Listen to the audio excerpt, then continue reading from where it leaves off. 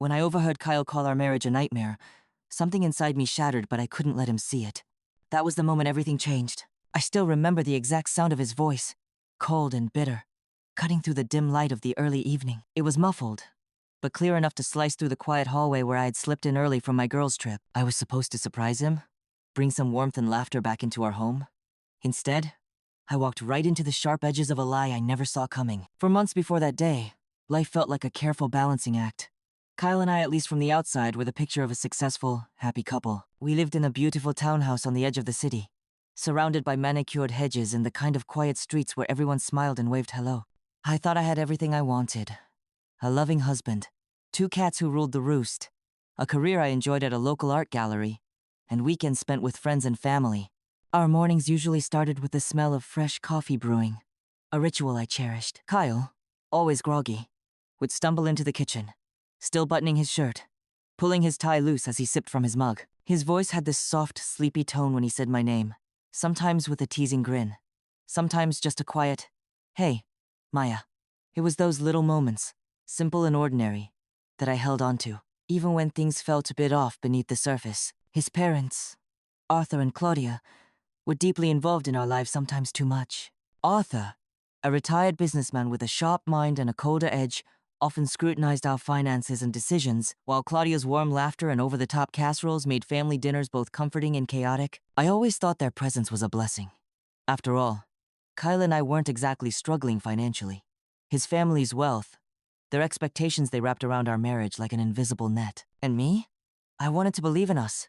I really did. But the truth has a way of creeping in when you least expect it. That week, my girlfriends and I had planned a weekend getaway to the coast, a chance to breathe, laugh, and remind ourselves we were more than just our daily routines. I promised Kyle I'd be gone for 2 days. What I didn't tell him was that I'd come home a day early, to surprise him. I imagined his face lighting up as I stepped through the front door. Maybe a quick hug, a cup of tea together, sharing stories of sandy beaches and late-night talks. But what I heard instead was something else entirely. I stood frozen just outside the living room, heart pounding so hard I could hear it over the soft hum of the television. Kyle's voice was low but harsh, soaked in resentment. "I can't wait for this nightmare to end. I'm only here for the family's money. That's it." He was talking to someone else, a friend, I assumed. Someone who didn't know I was standing just a few feet away. The words didn't just sting, they burned. I felt the cold trickle of tears, the way your chest tightens when you want to scream but your throat won't let you. But instead, I backed away quietly, slipping out the door without a sound. That night, I lay awake listening to the ticking clock on the wall. Every tick was a reminder that everything I thought I knew was unraveling. But even as the pain washed over me, a small voice inside whispered, "This isn't over. Not yet." I had to be smart. I had to understand what Kyle was really hiding. The days that followed were a strange mix of normal and surreal. I kept up the charade of our everyday life, smiling and acting as if nothing had changed. Kyle, unaware that I knew, continued his usual routine, dressing sharp, heading off to work, texting here and there, pretending we were fine. Yet, beneath it all, I was watching, listening, waiting. There were moments when I caught him staring at his phone a little too long or slipping out of the house for business meetings that didn't quite add up.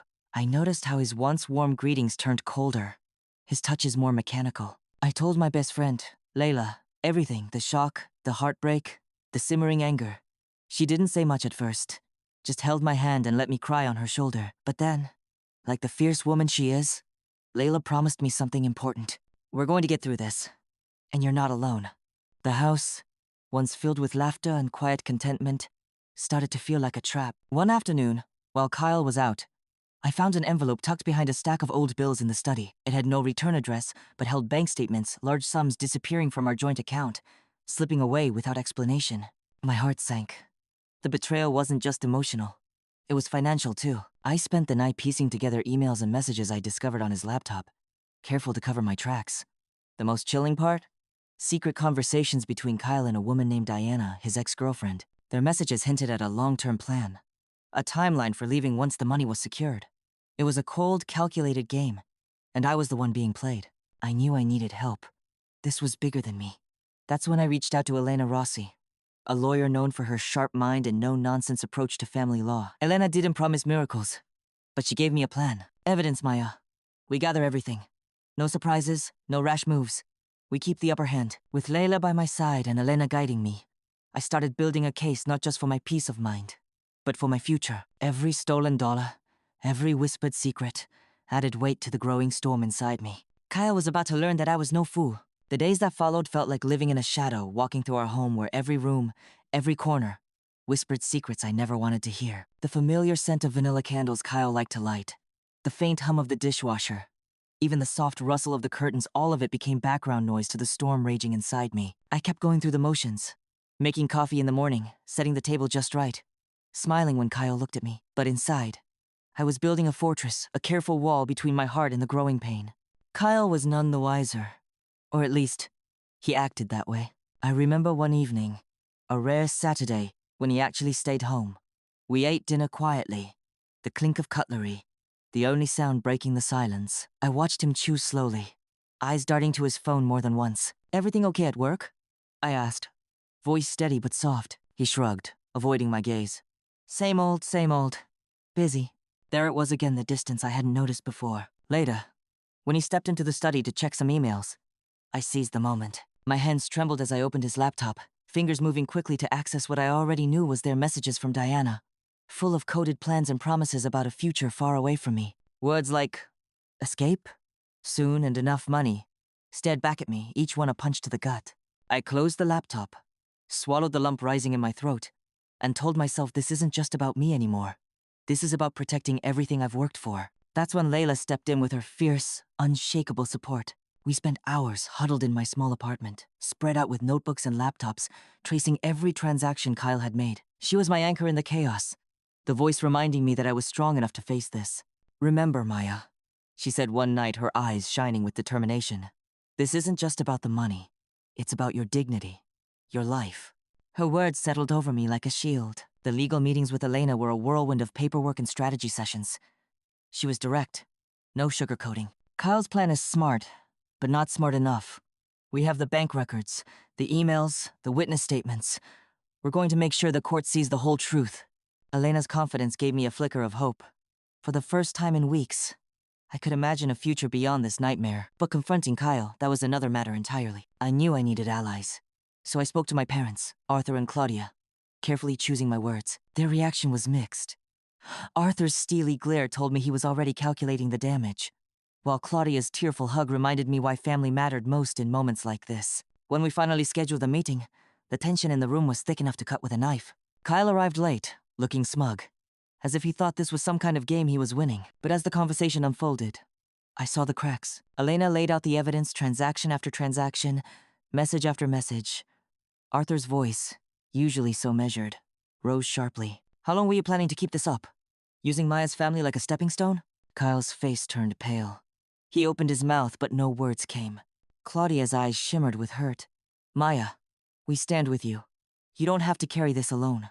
That day, the house that once held promises of forever became the stage for a truth no one could deny. Kyle's mask slipped, revealing the man who cared more for money than for the woman beside him. The divorce was swift. Not out of mercy, but justice. Kyle walked away with far less than he hoped, his plans unraveled by the very woman he underestimated. Now, my apartment is a sanctuary, a place where I wake up to sunlight filtering through sheer curtains, where the scent of coffee fills the kitchen again. But this time, on my own terms. I still have moments when the past tugs at me, when the memories sting like fresh cuts. But I've learned something important. Strength isn't just about fighting back. It's about knowing when to let go, when to rebuild. Kyle was my husband once, but he was never my partner. And today, I'm free. I want to take you back to the very beginning of that unraveling, the subtle moments when the first seeds of doubt started to sprout. Because the truth rarely hits you like a thunderclap. It usually comes wrapped in whispers and half-truths, until one day, it's all you can hear. Before that awful evening when I overheard Kyle's cruel words, everything seemed normal. Maybe too normal. The kind of normal where you tell yourself not to ask too many questions. I remember one Sunday afternoon in particular. The sun was warm through the kitchen window, golden light pooling across the wooden floor. Kyle was there, scrolling through his phone with a distracted air. He barely noticed when I called his name. "Kyle, did you remember to call Mom about dinner this week?" He muttered something, a noncommittal grunt, before slipping out the door. I thought maybe he was just stressed with work, but something in the way he avoided my eyes didn't sit right. Small things began to add up. A missed dinner here, a whispered phone call there. Once, I found his phone unlocked on the counter, A text from Diana lighting up the screen. Are we still on for tonight? I told myself it was nothing, that I was imagining things. But when your gut starts screaming, you can't ignore it. I started paying attention to the little details. How Kyle's laughter with me felt forced, like a bad actor forgetting his lines. How he'd suddenly close his laptop or switch screens whenever I came near. The late nights at the office, that smelled more like escape than overtime. One evening, as I was tidying the living room, I heard his phone buzz on the couch. A message preview popped up. Almost there. Keep it quiet. My heart sank. I didn't know what there meant, but I knew it wasn't good. I wanted to confront him so badly, but I also wanted to be sure. I needed proof. That's when I started to quietly investigate. I tracked our bank accounts daily, noting the unexplained withdrawals. Some were small, easy to overlook, but others were significant. Thousands of dollars disappearing without explanation. The kind of sums no reasonable person would take without asking. Late one night, I found an old USB drive tucked in his study drawer. It held copies of emails between Kyle and Diana. Their plans were laid out like a blueprint for betrayal. They talked about saving up to leave, about starting fresh somewhere new. Diana's words were chilling. Once we have enough, we walk away. No ties, no regrets. Reading those messages, I felt my world shatter all over again. But I didn't cry.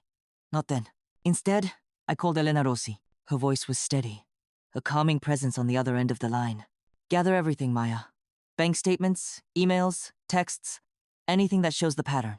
And don't confront him yet. Let's keep this clean, by the book. With Elena's guidance, I became meticulous. Every transaction, every message was documented and backed up. Meanwhile, Layla became my confidant and my secret weapon. She helped me stay sane when the weight of it all felt unbearable. You're not just a victim, she reminded me. You're a woman who's taking her power back. One evening, Kyle came home late. I waited for him in the kitchen, hands trembling slightly as I held a folder thick with evidence. When he walked in, he tried to act casual. Long day, he muttered, throwing his keys on the counter. I looked up at him, eyes steady. We need to talk. And this time, I'm not walking away. He froze. For a moment, I thought he might run, but instead, he laughed a bitter, hollow sound. You don't know what you're getting into, Maya, he said. You think you can just take me down? You're playing with fire. I didn't back down. This isn't about fire, Kyle. It's about truth. I invited my parents and our financial advisor to a meeting the next day. I wanted them to see the full picture. I wasn't going to carry this burden alone. When Kyle arrived, he looked surprised to see everyone gathered. I could see the arrogance fading, replaced by a flicker of fear. Elena laid out the case clearly. Each piece of evidence a hammer strike against his deception. Arthur's voice, usually calm and commanding, rose sharply. Why betray your wife like this? Why our family? Kyle stumbled, words failing him. Claudia's eyes filled with tears. Maya, you don't deserve this. The room felt heavy with disappointment and relief all at once. The divorce was finalized quicker than I expected. The judge saw the evidence, the careful documentation. Kyle got a small settlement, but far less than he'd hoped. And I walked away with my dignity intact. The first time I truly felt free after the divorce wasn't in a courtroom or behind a signed document. It was in my own apartment, small, cozy, with soft light spilling through the windows, and no shadows of betrayal lurking in the corners. I remember the smell of fresh coffee that morning, how it filled the kitchen as I leaned against the counter, feeling the quiet hum of a life rebuilt. No tension, no whispered lies, just peace. It wasn't easy getting here. The days after the divorce were a mixture of relief and raw, aching wounds. I had to face the silence Kyle left behind, the absence of his presence, and the question that kept whispering in my mind. How did I not see this sooner? But the truth is, sometimes love blinds us. We want to believe in the person we chose so deeply that we ignore the signs. I wasn't naive, I just hoped. In the weeks following the divorce, I focused on healing. Layla was my rock. She came over with takeout and bad movies, helped me unpack boxes in my new place, and reminded me that life didn't end with Kyle. Remember who you are, she said one night, sitting cross-legged on my couch. Strong, brave, and deserving of so much better. Her words stuck with me. I also started therapy, something I'd never tried before. Sitting in a quiet room, unpacking years of confusion, betrayal, and grief was hard, but it was necessary. I had to learn to trust myself again. My relationship with my parents shifted too. Arthur, who had always been the stern, calculating businessman, softened when he saw how much I had suffered. Claudia became a daily call, her voice warm and encouraging, a balm to my soul. Family dinners were no longer tense affairs, but moments filled with genuine laughter and connection. As for Kyle, I rarely thought about him. The man who saw me as nothing more than a money wife was now a distant memory. I did hear through the grapevine that his life had taken a hit. The long-term plan he and Diana had schemed fell apart when the money disappeared, and his reputation within the family circle was tarnished. I won't say I felt satisfaction. That's not who I am. But I did feel relief. Relief that justice had been served, and I could finally close that painful chapter. Today, I wake up with a sense of calm I never thought possible. My apartment is my sanctuary, walls decorated with art I chose. Shelves filled with books and plants I care for. The cats curl up on the windowsill, sunlight warming their fur. I'm building a life that belongs to me. And the lesson I want to leave you with is this. Sometimes, the people we love reveal parts of themselves we never expected. Betrayal hurts deeply, but it doesn't have to define us. Strength isn't about holding on to what's broken. It's about having the courage to walk away, to rebuild, and to believe in the promise of new beginnings. Even now, when I think back to those quiet, desperate moments before everything broke open, I realize how much I underestimated my own strength. Betrayal, after all, is a strange thing. It can crush you, but it can also awaken something fierce and resolute inside you. I remember the day I decided not to confront Kyle right away. Instead, I became a silent observer in my own life, quietly collecting the pieces of the puzzle he thought I'd never see. That was my turning point when I stopped being the victim and started being the strategist. It wasn't about revenge. Not really. It was about survival. The first time I confronted Kyle with the evidence, I was calm, colder than he expected. His reaction told me everything I needed to know. The arrogance slipped away, replaced by panic and disbelief. "You don't understand," he said, voice shaking. "It's not what it looks like." But it was exactly what it looked like. I looked him straight in the eye and said, "I'm done living your lie." From that moment on, everything changed. The man who once controlled me through fear and manipulation was suddenly vulnerable. Planning the confrontation with my parents and the financial advisor wasn't easy. I could feel my hands trembling as I gathered the documents, the emails, the bank statements, all the proof of Kyle's deception. When the day came, I stood in that room with my head held high. Despite the pounding of my heart, Elena spoke clearly, laying out the facts without emotion, leaving no room for denial. Arthur's sharp questions cut through the air, and Claudia's quiet tears reminded everyone why this was so personal. Kyle tried to defend himself, but the weight of evidence was too much. In that moment, I wasn't just exposing a husband, I was reclaiming my life. The divorce was final, but the real work began afterward. I had to rebuild trust in myself, in my judgment, and in the people around me. Some days were harder than others. There were nights when the silence felt like a heavy blanket, smothering the hope I was trying to nurture. But with every sunrise, I found new reasons to keep moving forward. Today, I am not just Maya, the woman betrayed. I am Maya, the woman who stood up, who fought quietly and strategically, who chose freedom over fear. And that is a power no one can take away. The day the truth became public was a moment I dreaded but also knew was necessary. Keeping the betrayal behind closed doors only gave Kyle more power. I wanted my family and anyone else involved to understand the full extent of what had happened. After the confrontation with my parents, word slowly spread among our circle. Kyle's carefully crafted image as the devoted husband and rising businessman began to crumble. The people who once admired him started to look at him differently. I remember the tight knot in my stomach the first time I heard someone whisper behind my back at a family gathering. The murmurs weren't cruel, but they carried a weight of judgment and disappointment. One evening, I found myself face to face with a close family friend who had always been fond of Kyle. Her eyes were sad as she said, "Maya, I'm sorry you had to go through this. We all thought so highly of him." I nodded, feeling a quiet sense of vindication, but also sadness for the man he had become. Kyle faced his own consequences, not just financial, but social and moral. The trust he'd broken was hard to repair. His relationship with his family grew strained, especially with Arthur, who made it clear that betrayal of this kind was unforgivable. But I made a point of keeping my dignity through it all. I never stooped to cruelty or revenge. Instead, I focused on justice, on making sure that the truth was seen, and that I was protected. The financial advisor helped restructure my accounts, separating them entirely from Kyle's reach.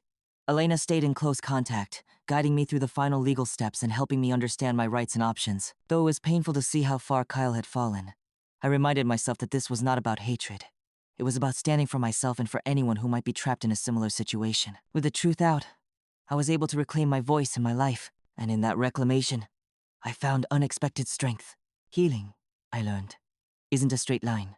It's more like walking through a forest with paths that twist and turn, sometimes leading you to sunlight, other times to shadows you thought you'd left behind. After the divorce, I had to rediscover who I was outside of a marriage defined by lies. The quiet mornings alone in my new apartment, the first cup of coffee without tension, became rituals of renewal. Friends like Layla were my lifeline. We talked for hours about hopes and fears, dreams that felt buried beneath years of disappointment. She reminded me constantly, "This is your time now. Don't let the past steal your future." I held on to those words when the nights felt too long and the memories too sharp. Therapy helped me untangle the web of emotions, betrayal, anger, grief, and eventually forgiveness. Not for Kyle, but for myself. Forgiving that I had trusted, that I had loved, and that I had to let go. I focused on building a life that reflected my values and dreams. I started volunteering at a local women's shelter, helping others find their voices just like I was finding mine. There was a sense of purpose in that work, a way to turn my pain into something meaningful. Family dinners with Arthur and Claudia became a source of strength. Their support never wavered, and the warmth in their home reminded me that love can heal even the deepest wounds. And yes, there are still moments when the past shadows creep in, but I meet them with grace now. I'm no longer afraid of my own story. I own it. If there's one thing I want you to take from this, it's this. No betrayal can steal your worth unless you let it. You have the power to rise, to rebuild, and to live your truth. Thank you for listening to my story. It's not an easy one to share, but I believe in the power of truth and healing even when that truth hurts deeply. Have you ever faced a betrayal that shook your world? Maybe from someone you loved, someone you trusted? It's a painful journey, one that can leave you feeling lost and broken. But what I've learned is that even in the darkest moments, there is strength waiting to be discovered. My story isn't about revenge or bitterness. It's about courage, the courage to see clearly, to act wisely, and to protect your own heart. Sometimes, walking away is the bravest thing we can do. If you're going through something similar, know that you're not alone. You don't have to carry the weight by yourself. Reach out to those who love you, find the help you need, and believe that a better tomorrow is possible. Would you have done what I did? Would you have faced the truth and taken back your life, piece by piece? I'd love to hear your thoughts. Please share them in the comments. If this story touched you, please consider subscribing for more stories like this. Stories about real people, real struggles, and real hope. Remember, your story matters, and your strength can inspire others to find theirs. Thank you for trusting me with your time. Until next time, take care of yourself and those you love.